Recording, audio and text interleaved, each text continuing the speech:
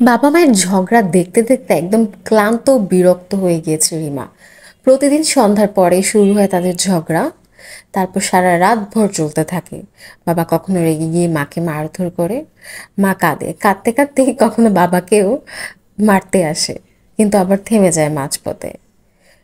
রিমার বাবা মাঝে মাঝে রিমাকেও মারে। অতিষ্ঠ হয়ে গিয়েছে।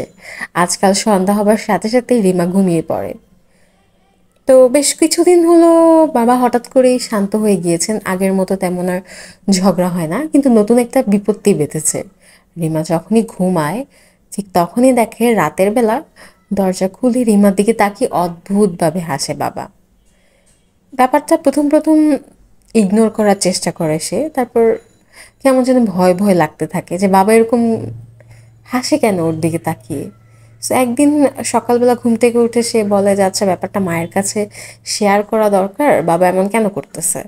তো সকালবেলা ঘুম থেকে উঠে চোখ মুছতে মুছতে সে মায়ের কাছে যায়।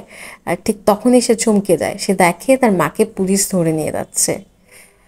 এলাকাবাসী থেকে জানতে পারে বেশ কিছুদিন আগে রিমার মা তার বাবাকে মেরে ফেলেছে, মেরে মাটিতে পুঁতে দিয়েছে।